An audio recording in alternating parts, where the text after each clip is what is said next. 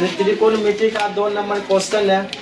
आंधी आने से एक पेड़ टूट जाती है और टूटा हुआ भाग इस प्रकार मुड़ जाता है कि पेड़ का शिखर जमीन को छूने लगता है और इसके साथ 30 का कोण बनाती है।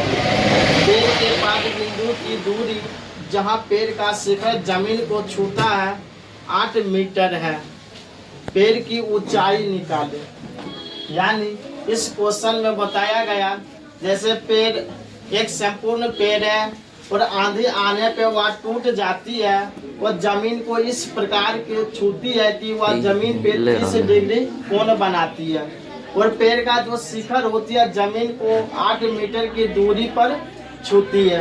अर्थात बनाने में यहाँ लिखा हुआ माना कि पेड़ की संपूर्ण ऊंचाई x, यानी पेड़ की जो वो सबसे पहले संपूर्ण ऊंचाई जो था वह x था और आंधी आने पे जैसे टूट गई तो यह x टूटा हुआ भाग आधा जो x2 बना और एक आधा भाग x1 बना, जहाँ लिखा हुआ x बराबर x1 प्लस x2, यानी यह संपूर्ण ऊंचाई पेड़ का है।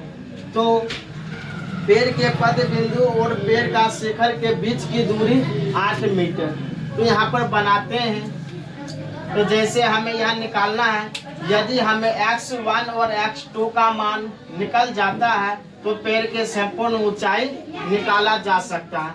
तो हम सबसे पहले चलते हैं कॉस थीटा से, यानी कॉस थीटा का जो सूत्र होता है b/h, जहाँ कॉस थीटा जहाँ पे थीटा का मान 30 है और b यानी कॉस b, यहाँ पे b जो आधार जो है वो 8 मीटर और कर्ण जो है वो x2 है और कॉस 30 का मान √3/2 बराबर 8/x2।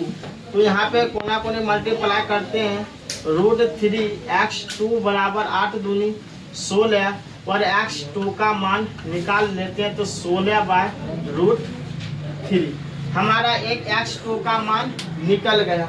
और इसी प्रकार हम x1 का मान निकाल लेते हैं, यानी साइन थीटा से, यानी साइन थीटा में p/h होता है, जिसमें हमारा p यानी x1 का मान आ जाए तो यहाँ पे साइन थीटा बराबर यानी p/h साइन 30, यानी 30 दिया हुआ 30 का मान निकाल लेते हैं। p का मान है x1 और ये h को जो है वो है x2। तो साइन 30 का मान 1/2 और x1 का मान निकालना है और जहाँ पे x2 का मान निकला हुआ 16/√3, तो 16/√3 यहाँ पे मल्टीप्लाई करते हैं तो 2x1 बराबर 16/√3। यहाँ से ये 16 कटा तो 8 दाम, यानी x1 बराबर 8/√3। तो यहाँ पर x1 का जो मान और x2 का मान निकल चुका है और यहाँ पे अब पेड़ की संपूर्ण ऊंचाई निकाल लेते हैं। x बराबर पेड़ की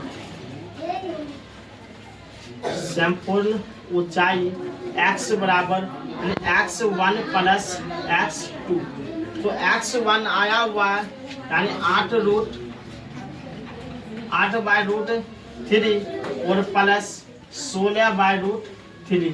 तो यहाँ पर आंसर आया यानी 24√3 आंसर।